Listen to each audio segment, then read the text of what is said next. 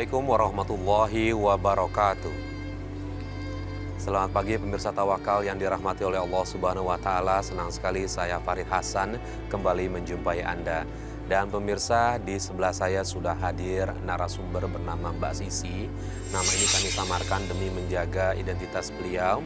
Dan selain Mbak Sisi juga sudah hadir bersama kami Ustadz Al-Ngatawi Zastro. Assalamualaikum Ustadz. Waalaikumsalam Mas Farid. Sehat Ustadz? Alhamdulillah sehat-sehat. Syukur Alhamdulillah. Baik, dan pemirsa, Ustadz Zastro ini nanti insya Allah akan memberikan nasihat dan juga jalan keluar bagi permasalahan yang dihadapi oleh Mbak Sisi. Baik, langsung saja Mbak Sisi. Mbak Sisi datang ke Tawakal ingin bercerita ke kita permasalahan hidupnya seperti apa. Nah, saya ingin tanya Mbak Sisi, apa yang paling berat dari Mbak Sisi permasalahan hidup ini? Sebenarnya tidak pernah ada di dalam pikiran saya pada saat saya masih kecil terjadi perpisahan antara orang tua saya. Dikarenakan ayah meninggalkan kami beserta ibu, nggak pulang-pulang, dan juga tidak memberikan kami uang buat makan. Tidak memberikan nafkah begitu? Iya. Sampai sekarang pun ayah nggak pernah kembali. Nah, boleh tahu, Mbak Sisi tahu kenapa ayah meninggalkan keluarga? Saya tidak tahu, cuman saya masih ingat pada saat itu ayah dan ibu sering bertengkar, heboh dan bertengkar cekcok mulut sampai perang besar begitu, Mas. Ada kekerasan di situ? Ayah suka memukul ibu saya. Mbak Sisi berapa berkeluarga dan anak keberapa? Saya anak pertama dari 3 bersaudara. Dari 3 bersaudara. Semua menyaksikan perlakuan ayah ke ibu seperti itu? Tidak, pada saat itu yang menyaksikan saya. Karena yang udah mengerti dengan pertengkaran itu waktu itu baru saya. Oke. Kalau boleh tahu, apa yang mereka pertengkarkan? Pertengkarannya masalah ayah jarang pulang dan tidak pernah memberi nafkah, Mas. Itu? Iya. Terus kondisi pendidikannya bagaimana Mbak Sisi ketika orang tua seperti itu? Jadi kan seusia dia kan mesti butuh sekolah, ya, betul. Butuh apa gimana? Iya, pada saat itu saya sampai putus sekolah, Pak. Putus sekolah pada kelas berapa waktu itu saya ingat? Saya SMP, pada saat naik kelas 2 SMP. Karena ibu sudah tidak bisa membiayai untuk sekolah saya lagi. Nah, Bapak meninggalkan Mbak Sisi sejak apa? Kelas berapa Mbak Sisi posisinya? Bapak meninggalkan saya waktu itu kelas 1 SMP. Jadi saya masih sekolah dan adik saya yang kedua baru kelas 2 SD. Saya kelas 1 SMP. Ayah pergi meninggalkan kami pada saat ibu baru selesai melahirkan adik saya yang ketiga. Berakhir, ya Allah. Jadi Pak Ustadz, apa hukumnya nih bagi pria nih yang tidak menafkahi anak istrinya nih Pak Ustadz? Jadi kalau dalam konsep Islam, Mas Faris ya, kan itu sebetulnya istilahnya job disk-nya itu sudah dijelaskan secara rapi ya. Bukan untuk membedakan atau bukan untuk apa ya, memisah-misahkan. Tetapi ini memang aturan supaya rumah tangga itu berjalan dengan baik, perlu ada sistem ya. Maka tugas suami, tugas istri itu dalam Islam sudah dijelaskan. Seperti yang disebutkan dalam surat Al-Baqarah ayat 233 menyatakan bahwa salah satu tugas ibu, tugas perempuan adalah menyusui anak-anaknya. Ya. Nah, kemudian tugas ayah itu apa? Tugas suami itu apa? Wa alal mauludi, dan bagi seorang suami lahu rizquhunna wa kiswatuhunna bil ma'ruf. Dia bertanggung jawab untuk memberi rizki, dalam hal ini menafkahi, memberikan pakaian ya, dengan cara yang baik, yang layak, yang pantas. Itu pun dalam Islam masih dikatakan pada kalimat berikutnya sesuai dengan kemampuan. La yukallifullah, tidak ada beban melebihi kemampuan seorang suami untuk menafkahi istri. Tapi kalau sudah seperti ini sampai meninggalkan anak, menterlantarkan anak, ini sudah jelas melanggar dari apa yang sudah ditentukan Islam mengenai tugas kewajiban seorang suami terhadap istri dan anak-anaknya. Itu dosanya besar. Dosa besar, karena ini tidak hanya dosa kepada Allah saya pikir, tapi juga dosa sosial. Karena dosa sosialnya apa? Membuat kerusakan, karena masa depan anak jadi terganggu, sistem sosial jadi terganggu karena keluarga tidak bisa hidup secara layak untuk memperoleh pendidikan, memperoleh rezeki yang baik yang bisa menjaga sustainability dalam kehidupan sosial anak dan istrinya. Ini luar biasa nih. Mbak Sisi, saya mau nanya, setiap bapaknya Mbak Sisi jarang pulang, apa yang keluarga Mbak Sisi lakukan atau Mbak Sisi lakukan sendiri? Saya harus mencari nafkah, Mas. Saya bekerja serabutan. Saya ngebantu di warung makan buat ngebantu beli susu adik saya. Saya pernah mencuci piring, terus piringnya pecah dan ibu yang punya warungnya marah besar sampai saya diguyur pakai air bekas cucian piring. Sisi, itu piring bekas makan tamu dibenahin dong. Iya, Bu. Cepetan. Aduh, apa-apaan sih? Kamu nih. Maafin saya, Bu. Saya nggak sengaja jatuhin piring ini. Kamu kerja nggak sih? Piringnya sampai pecah begitu. Dibenahin. Iya, Bu. Maafin saya, Bu. Saya nggak sengaja jatuhin piring ini. Maaf. Emang kalau kamu minta maaf, piringnya bakal balik seperti semula? Iya, Bu. Pokoknya kamu harus ganti piringnya. Cepet benahin. Pokoknya gaji kamu saya potong. Jangan, Bu. Kerja gitu aja kagak becus.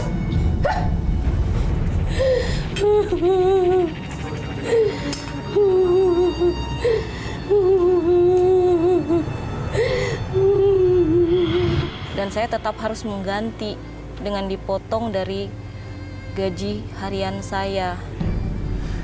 Mbak Sisi boleh tahu, Ibu bekerja juga atau tidak? Tidak, ibu saya setelah melahirkan itu pendarahan. Karena pada saat melahirkan kita kan kekurangan biaya, Mas. Jadi ibu seadanya diobatin. Ibu pendarahan sampai akhirnya kondisinya semakin parah dan sarafnya kena sampai ibu lumpuh. Jadi makanya Mbak Sisi bekerja di usia berapa tadi yang SMP kelas 2 itu ya? Iya, umur 11 tahun. 11 tahun. Berarti mulai dari masih SD kurang lebih ya? Iya. SD udah pelan-pelan, ya Allah. Nih Pak Ustadz, ada Mbak Sisi ini anaknya tuh udah pasti usianya dini banget nih Pak Ustadz. Betul. Masih anak-anak, tapi dia sudah harus bekerja. Nanggung beban keluarga. Betul. Ini Mas Faris ya, tidak hanya dari segi hukum agama, tapi dari hukum negara pun ini juga melanggar. Karena dalam Undang-Undang 23 tahun 2004 kalau nggak salah ya, yang penghapusan atau pencegahan terhadap KDRT, ini juga sebetulnya disebutkan di salah satu pasalnya bahwa anak-anak itu punya hak untuk memperoleh pendidikan, untuk memperoleh kebutuhan-kebutuhan hidupnya yang layak, dan tidak boleh di situ anak-anak dipaksa bekerja sehingga dia kehilangan kesempatannya untuk belajar, kehilangannya kesempatan untuk bermain. Jadi ini sudah tidak hanya melanggar hukum agama ini. Saya nggak bisa ngebayangin anak seusia 11 tahun ya harus menanggung beban keluarga, punya adik 2, orang tua lumpuh, terus kemudian rezekinya hanya digantungkan melalui anak umur 11 tahun.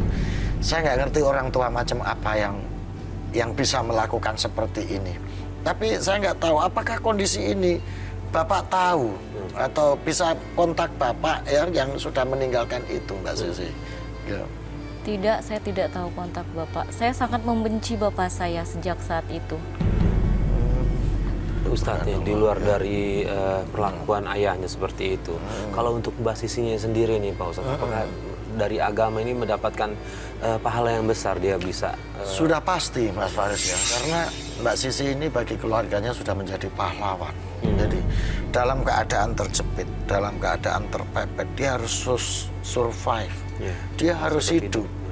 Ayahnya sudah berkintah kemana, sementara kondisi ibunya lumpuh dan kondisi ibunya masih butuh makan, kondisi adik-adiknya butuh makan, butuh pendidikan. Nah, yang perlu kita eksplor lebih jauh, apakah tidak ada saudara-saudara mungkin yang dari bapak maupun dari ibu yang bisa ngebantu gitu, Pak Sisi? Saudara-saudara bapak saya, keluarganya nggak ada yang peduli, Pak Ustadz. Tapi masih tinggal di kampung itu ya? Masih, tapi mereka seperti nggak peduli dengan kami. Oke.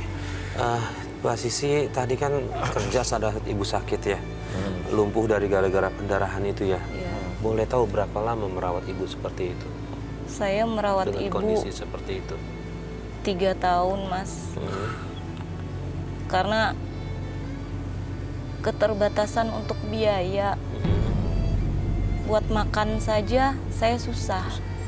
Buat cari makan buat adik-adik, beli susu buat adik saya. Waktu itu adik saya juga kekurangan gizi.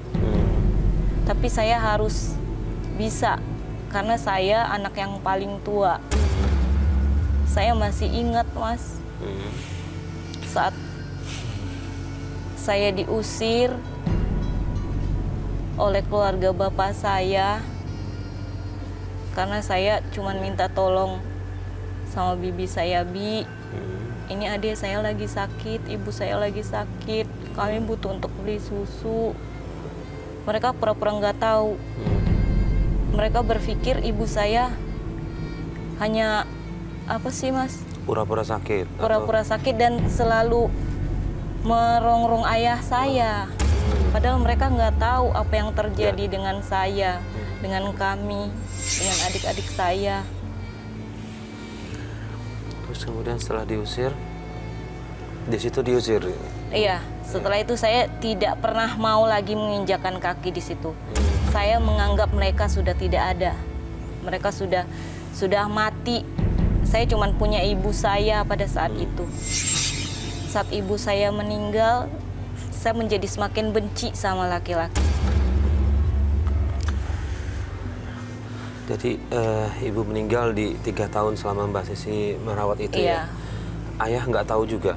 Ayah saya tidak tahu karena dia tidak ada kabar. Keluarga lain tapi dikabarin kalau ibu meninggal? Ada yang datang, anggota keluarga dari ayah? Tidak ada. Tidak ada. Mereka tidak peduli. Saya sudah coba buat menghubungi teman-teman ayah saya, mencoba buat menanyakan. Karena pada saat itu yang saya tahu, ayah saya terakhir pergi bilangnya kerja ke Pulau Kalimantan, kerja proyek di sana. Jadi akhirnya saya cari ke teman-temannya, tidak ada yang tahu. Dan saya mendengar kabar, waktu itu ibu sedang sakit parah-parahnya. Saya mendengar kabar kalau ayah saya sudah menikah lagi dengan janda di sana, di warung yang dia sering makan. Ustaz, ini gimana nih Pak Ustaz? Ya, jadi Mas Faris, inilah kenapa agama ketat memberikan aturan dalam hal rumah tangga ini, karena untuk mengantisipasi supaya hak, kewajiban, tanggung jawab ini harus ditunaikan, dilaksanakan dengan baik. Jadi kalau ada orang ngomong ada pemisahan, ada pembedaan dalam agama, ya itu memang untuk mengatur supaya hal-hal seperti ini tidak terjadi. Maka Allah menurunkan surat Al-Ma'un itu antara lain adalah untuk mengingatkan kita-kita ini ya, yang mampu, supaya orang-orang yang terlunta-lunta seperti Mbak Sisi ini juga kalau ada orang tua, ya mohon maaf kalau pakai saya kata kasar, yang sudah tidak beradab seperti bapaknya Mbak Sisi ini ya, maka agama memberikan lapisan supaya orang-orang seperti adik-adik beliau, adik-adik Mbak Sisi ini diperhatikan oleh sesama kita. Ara'aital ladzi yukadzibu biddin. Tahukah kamu siapa pendusta agama? Fadzalikal ladzi yad'ul yatim, yaitu mereka yang menyanyiakan anak yatim. Wala yakhuddu ala ta'amil miskin, dan tidak peduli kepada nasib orang miskin yang kelaparan, makanan-makanan orang miskin tidak kelaparan. Nah ini, jadi Mbak Sisi, saya bisa merasakan penderitaan, kesulitan hidup yang bertubi-tubi. Padahal dalam Islam itu ya Mas Farid, mestinya kalau seorang laki-laki ini sudah tidak ada dengan segala alasan, mestinya tanggung jawab diambil alih oleh saudara-saudara dari pihak laki-laki itu. Entah adiknya, entah orang tuanya, entah kakaknya. Ini makanya dia berhak mewakili kalau dia punya anak perempuan. Makanya tanggung jawab ini bisa dilimpahkan kepada keluarga sebetulnya ketika seorang ayah, seorang laki-laki itu sudah tidak ada. Tapi nasib Mbak Sisi memang tragis menurut saya. Oke, Mbak Sisi, setelah peninggalan dari ibu, Mbak Sisi gimana menjalani kehidupan sehari-hari bersama adik-adiknya? Saya semakin membanting tulang. Saya kerjakan apa saja semua. Bantu orang mencuci di rumah, jadi buruh cuci, bantu bawain sayuran, kadang saya juga dagang sayur. Sementara adik saya yang masih kecil selalu menangis. Adik saya yang satu lagi yang nomor 2 selalu menanyakan, ayah kenapa kak, kok nggak pulang-pulang? Udah nggak usah nanyain ayah kamu, udah mati, ayah kita udah mati, udah nggak punya ayah. Saya benci sama ayah saya, Mas. Saya ingat saat adik saya sakit, saya nggak bisa kerja. Tapi saya harus buat cari makan buat mereka. Saya udah nggak punya ibu, udah nggak punya ayah. Walaupun ayah saya masih hidup, saya seperti anak yatim piatu. Saya benci laki-laki. Karena bagi saya semua laki-laki itu sama seperti ayah saya. Sampai akhirnya saya tidak menikah sampai sekarang.